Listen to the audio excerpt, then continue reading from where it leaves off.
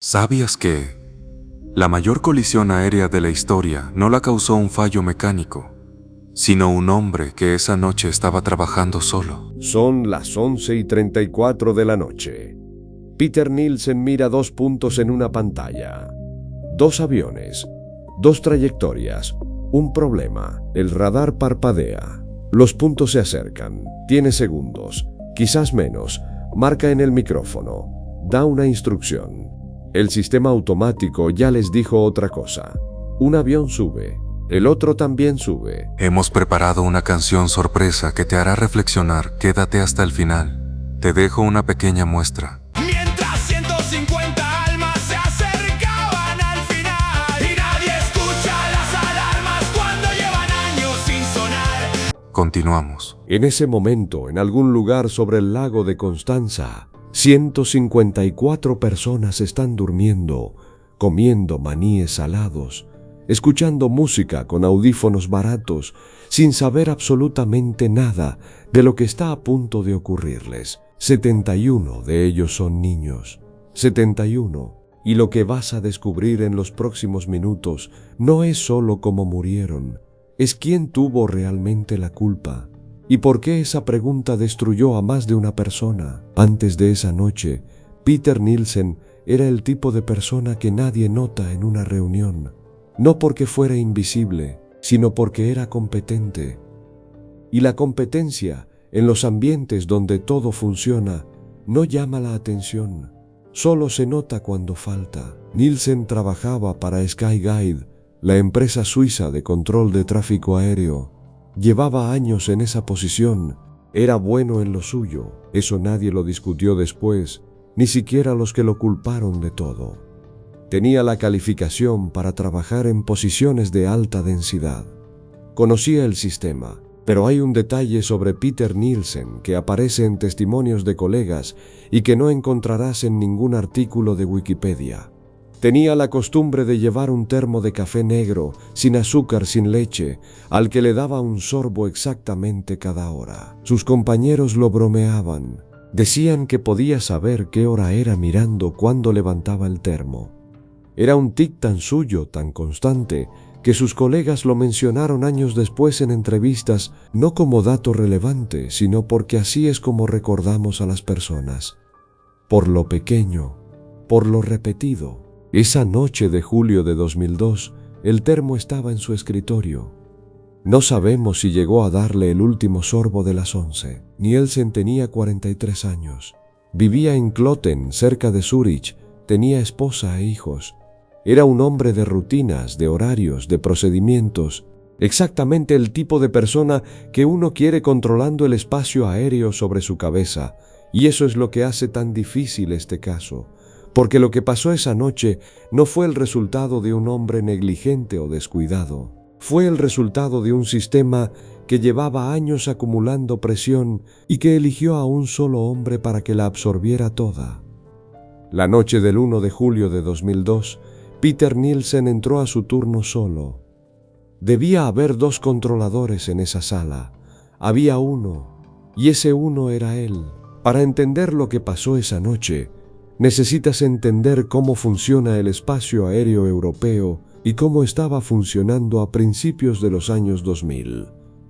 Imagina que el cielo es una autopista de varias capas, no una autopsia plana, un cubo tridimensional dividido en sectores, altitudes, corredores.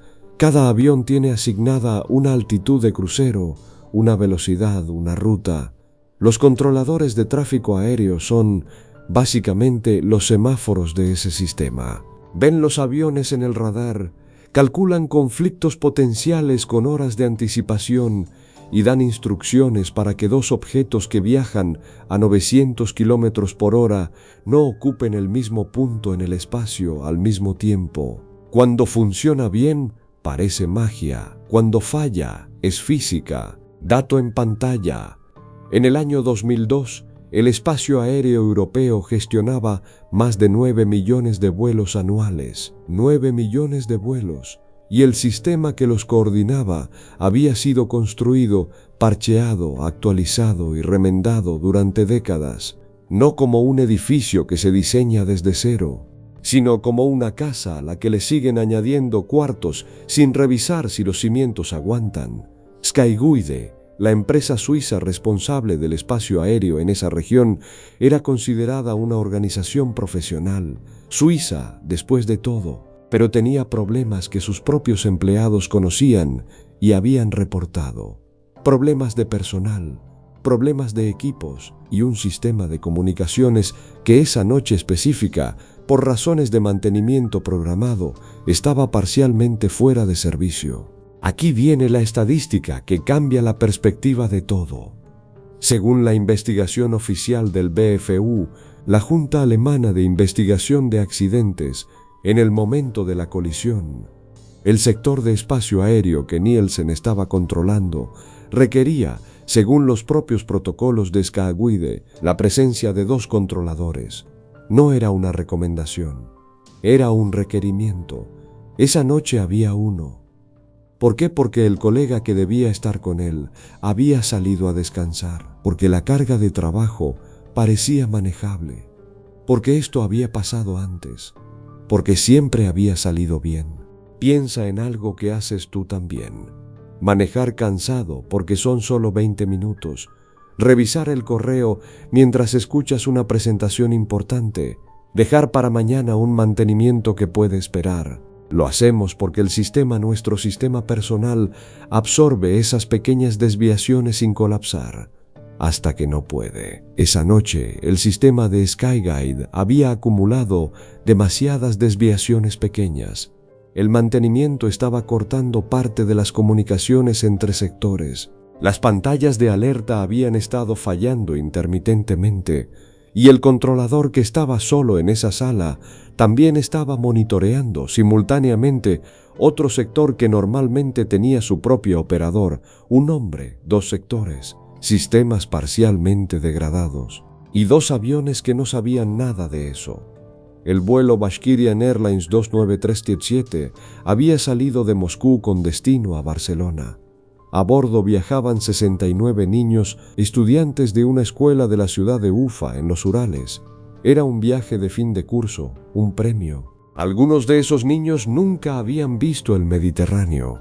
El vuelo de HL 6111 era un carguero que venía de Bergamo, Italia, con destino a Bruselas, sin pasajeros, solo 2 pilotos y toneladas de carga. A las 11:34 de la noche del 1 de julio, ambos aviones volaban al mismo nivel de altitud, Flight Level 1360, 36.000 pies sobre el sur de Alemania, aproximándose al lago de Constanza. Y Peter Nielsen, con su termo de café negro en el escritorio, los vio aparecer en su pantalla. Los registros de las grabaciones de voz de la torre de control están disponibles. Han sido analizados, transcritos, estudiados. Lo que voy a narrar viene de esas fuentes. A las 11:33:59, el sistema automático de alerta TCAS, Traffic Collision Avoidance System, comenzó a calcular una situación de conflicto.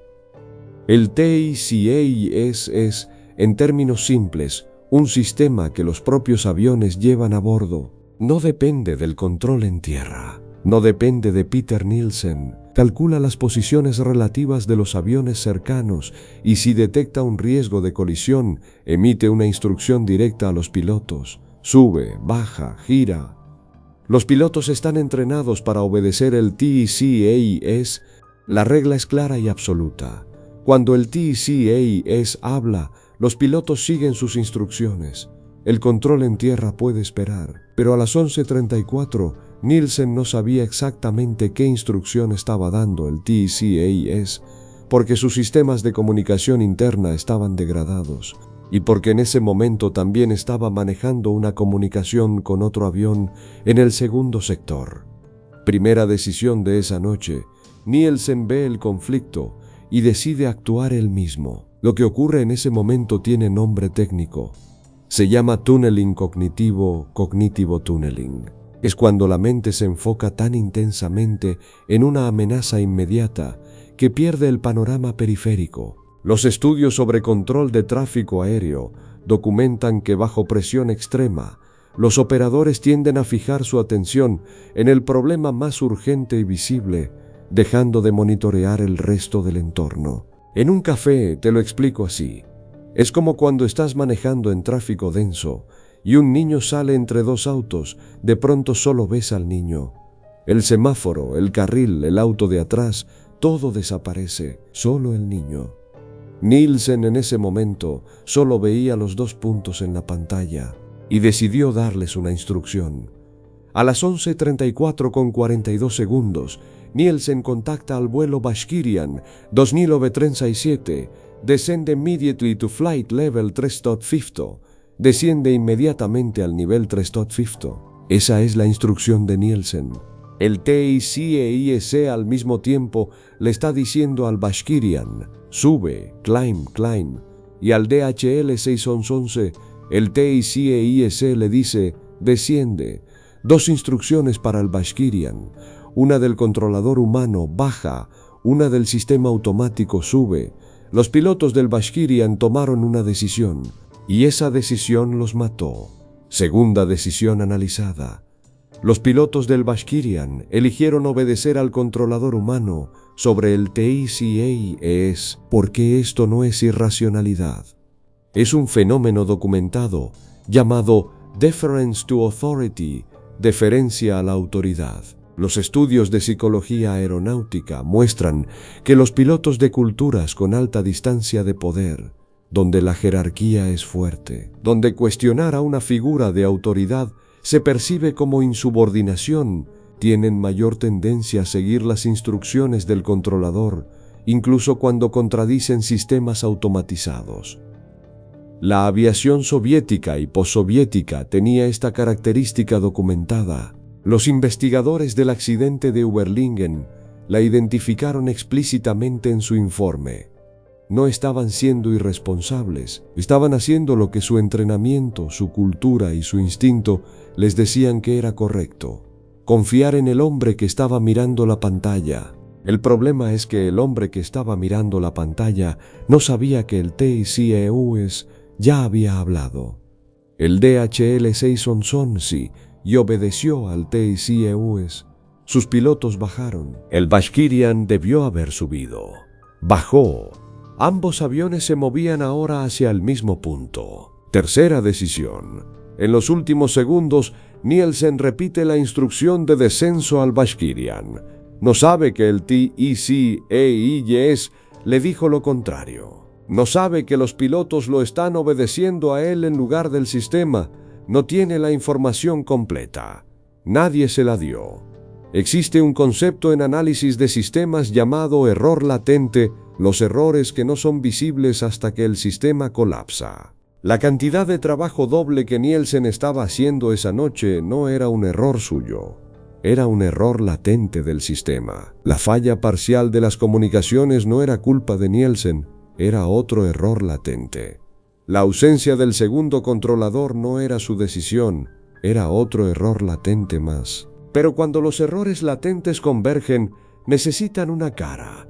Y esa noche, la cara era la de Peter Nielsen. Hubo un momento específico, documentado, antes de que todo fuera irreversible. A las 11:34 con 40 segundos, 2 segundos antes de que Nielsen diera su instrucción, un sistema de alerta en la sala debió haber sonado. La señal de STCA Short Term Conflict Alert está diseñada para avisar cuando dos aeronaves se acercan a distancia peligrosa. No sonó, o si sonó, no fue audible de la manera correcta. ¿Por qué? Porque esa noche el sistema había sido puesto en modo de mantenimiento, no estaba completamente apagado. Estaba en un estado intermedio, funcionando pero con alertas silenciadas en algunas funciones. Los técnicos que hicieron ese mantenimiento siguieron un procedimiento estándar. Nielsen sabía que el sistema estaba en mantenimiento.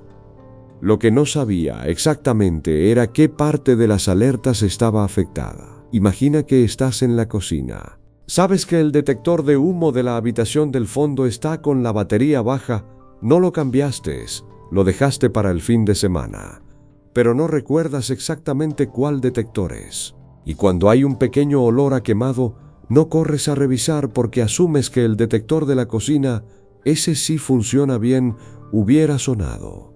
Así funciona la normalización de la desviación. Cuando los sistemas pequeños fallan con frecuencia y nada malo pasa, el cerebro deja de tratarlos como amenazas. Nielsen había trabajado con sistemas degradados antes, todos en Sky Guide lo habían hecho. Siempre salía bien. Y aquí está el momento que me resulta más difícil de narrar con distancia.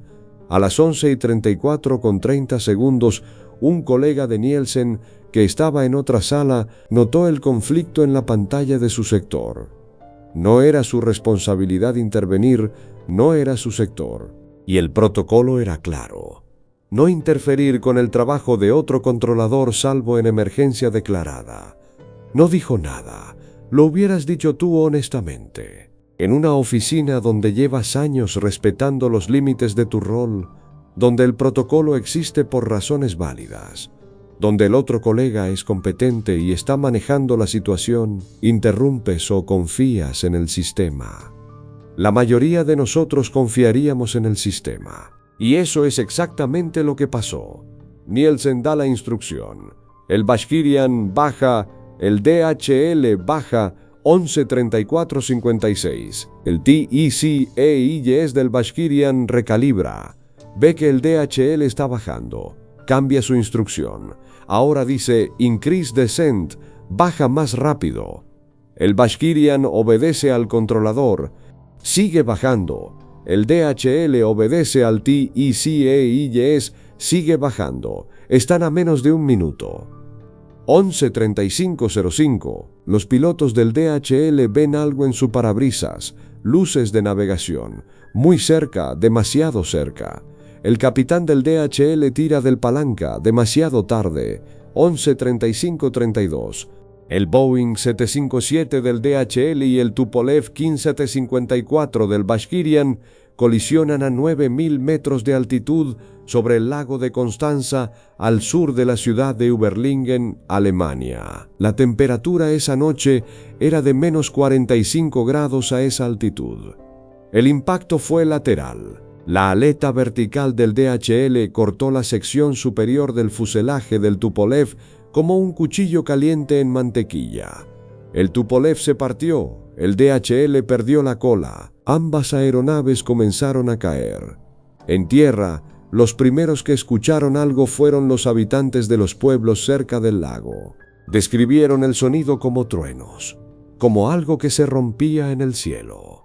Luego llegaron los fragmentos, equipaje, metal, asientos, cuerpos dispersos en un radio de varios kilómetros. Los bomberos que llegaron primero a las zonas de impacto encontraron los restos en campos y bosques. Entre los restos, mochilas escolares, fotografías escolares. Los dibujos que algunos niños llevaban para enseñarles a sus anfitriones españoles. 154 personas murieron. 71 eran niños, la mayoría de entre 11 y 16 años, estudiantes de la escuela número 1 de UFA. El viaje era el premio del director por los mejores resultados académicos del año. En la sala de control, Peter Nielsen tardó varios segundos en procesar lo que había pasado. Los 2 puntos en la pantalla habían desaparecido. La señal de radio no respondía. Llamó. Nadie contestó. Sabía. Uno de sus colegas entró a la sala minutos después y lo encontró de pie frente a la pantalla, inmóvil. No hubo gritos. No hubo colapso inmediato. Solo un hombre mirando una pantalla en blanco donde hacía unos segundos había 2 aviones. Lo que pasó después tiene varias capas, y cada una es más difícil que la anterior. La investigación oficial del BFU, publicada en 2004, distribuyó la responsabilidad de manera extensa. Skyguide como organización, los procedimientos de mantenimiento, la carga de trabajo del controlador, la ausencia del segundo operador, el diseño del sistema de alertas, la cultura aeronáutica rusa respecto al TEC-EIS, era un mapa detallado de cómo los sistemas fallan, no por un villano, sino por acumulación. Pero esa narrativa compleja, esa distribución de culpas entre instituciones, procedimientos y culturas, no llegó a los padres de los niños de Ufa de la misma manera. Lo que llegó a Rusia fue una historia más simple. Un hombre, en una sala, tomó decisiones equivocadas. Peter Nielsen recibió protección policial después del accidente. Las amenazas eran reales. Las familias rusas estaban devastadas y algunas querían respuestas que ningún informe técnico podía darles. Skyguide llegó a acuerdos económicos con las familias. Nielsen colaboró con la investigación y volvió a trabajar. Aquí viene la ironía que te va a quedar grabada. Vitaly Kaloyev era un arquitecto ruso que trabajaba en España. Su esposa e hija viajaban en el Bashkirian 2037 para encontrarse con él en Barcelona. Nunca llegaron. Kaloyev identificó los cuerpos personalmente. Buscó durante meses una respuesta de Skyguide que considerara adecuada. Según su testimonio, nunca recibió una disculpa directa de nadie en la empresa. El 24 de febrero de 2004, 1 año y 7 meses después del accidente, Kaloyev fue a la casa de Peter Nielsen en Kloten. Tenía un cuchillo. Nielsen murió esa noche. Kaloyev fue arrestado, juzgado en Suiza y condenado a 8 años de prisión. Cumplió menos de 4. Al regresar a Rusia, fue recibido como un hombre que había hecho lo que un padre debía hacer. Fue nombrado por el gobierno de Osetia del Norte como viceministro de Asuntos de la Construcción. Eso es real. Eso no es ficción. Y aquí está la pregunta que no tiene respuesta fácil. ¿La muerte de Nielsen fue justicia, fue una tragedia adicional, fue las dos cosas al mismo tiempo? Los colegas de Nielsen, que sabían mejor que nadie cuánta responsabilidad institucional había detrás de ese accidente, vivieron su muerte con una mezcla de horror y algo que ninguno sabía cómo nombrar. Uno de ellos dijo en una entrevista posterior: Peter cargó con algo que debimos cargar todos. Hay un patrón en esta historia que probablemente reconoces. No en los detalles, no en los aviones, ni en el radar, ni en los procedimientos de Skyguide, sino en la estructura. Un sistema acumula presión durante meses, años. Los problemas son conocidos, se han reportado, se han comentado en reuniones, en correos, en conversaciones de pasillo, y cada vez el sistema absorbe la presión sin colapsar, lo cual confirma la creencia de que todo está bajo control. Y cuando el sistema colapsa, necesita una cara, porque los sistemas no tienen cara, las instituciones no tienen cara, los procedimientos no tienen cara. Y la gente, nosotros, necesitamos un rostro cuando buscamos entender por qué pasó algo terrible. Nielsen tenía cara, Nielsen tenía nombre, Nielsen estaba en esa sala esa noche. Pero, ¿y quién diseñó los turnos? ¿Quién autorizó trabajar con el sistema de alertas en mantenimiento durante tráfico nocturno? ¿Quién aprobó el presupuesto de personal que hacía imposible tener 2 controladores en ese sector todo el tiempo? ¿Quién decidió que era aceptable que un controlador monitoreara 2 sectores simultáneamente? Esas personas también tenían nombres. Esas personas también tenían caras. Pero ninguna de esas personas estaba en esa sala a las 11:34 de la noche del 1 de julio de 2002.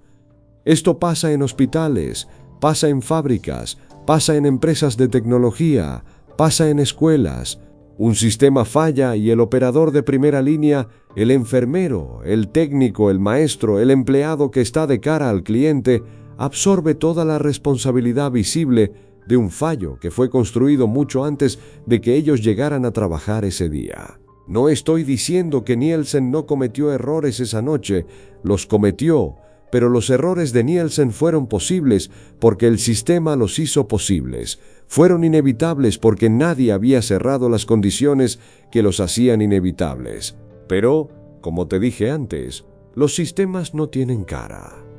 Y en algún lugar de todo esto está Vitaly Kaloyev, un hombre que perdió a su familia, que no recibió lo que buscaba, que tomó el tipo de decisión que ninguno de nosotros queremos imaginar que tomaríamos, pero que quizá algunos de nosotros podríamos llegar a entender en un momento de oscuridad total. No la aprobaría, pero entenderla, eso es diferente. Pienso en el termo de café negro. sin azúcar, sin leche. Una costumbre tan pequeña, tan sin importancia. El tipo de detalle que los compañeros recuerdan porque es lo que queda cuando alguien se va. No los logros, no los errores. El termo, el tic, la frase que repetía siempre. Dieter Nielsen era una persona antes de ser el controlador de esa noche. Y después del accidente, el sistema que lo dejó solo en esa sala siguió existiendo. Skyguide continuó operando. Los ejecutivos que aprobaron esos turnos siguieron trabajando. Solo Nielsen no continuó. Primero por lo que pasó en julio de 2002 y luego, definitivamente, en febrero de 2004. Quiero dejarte con una pregunta. Y no tiene respuesta correcta. Si la tuviera, no te la estaría haciendo. Cuando un sistema falla, un hospital, una empresa, una institución gubernamental, una aerolínea, y alguien muere, o muchos mueren, y hay un operador humano en el centro de esa falla, ¿a quién le asignamos la culpa? ¿Al operador que estaba ahí, que tomó decisiones bajo condiciones que el sistema creó, o a quienes diseñaron el sistema, aprobaron los presupuestos, ignoraron los reportes y nunca estuvieron en esa sala a las 11:34 de la noche? Y antes de que respondas con facilidad, pregúntate esto. ¿Has reportado alguna vez un problema en tu trabajo que nadie resolvió? ¿Has visto a alguien cargar con las consecuencias de una falla que no fue solo suya? ¿Dijiste algo o confiaste en el sistema? 154 personas murieron sobre el lago de Constanza esa noche. 71 eran niños que iban a ver el mar. No hay forma de hacer esa cifra abstracta. No hay forma de procesarla desde lejos. Solo hay la obligación de mirarla de frente y hacerse las preguntas incómodas. Eso es lo que hacemos aquí. Como te prometimos, aquí está la mermelada. Wall 34. Dos luces sobre el radar. Un hombre solo trabajando. Y el cielo empezó a temblar.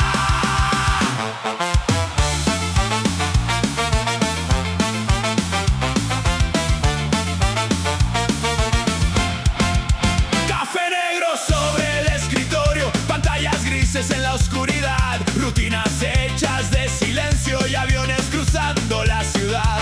Nadie mira al que controla cuando todo parece ir bien, pero los sistemas siempre esconden algo roto detrás del tren. Luces verdes, líneas blancas, todo parece normal, mientras 150 almas se acercaban al final. Y nadie escucha las alarmas cuando llevan años sin sonar. Nadie piensa que esta noche el cielo se va a quebrar. Controlador, dime quién cargó el error, si el sistema estaba muerto mucho antes del horror. Controlador, solo viste el monitor mientras el mundo te elegía para absorber el dolor. What? What? What?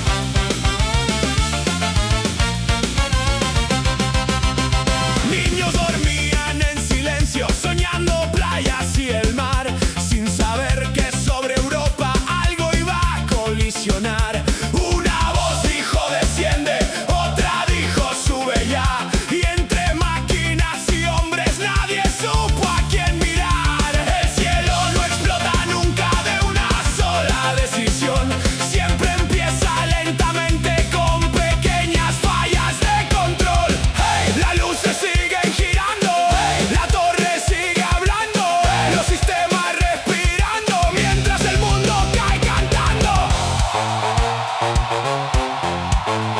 Y después solo quedaron campos vacíos, mochilas rotas y nombres escritos sobre informes, pero los sistemas siguieron funcionando. Solo el no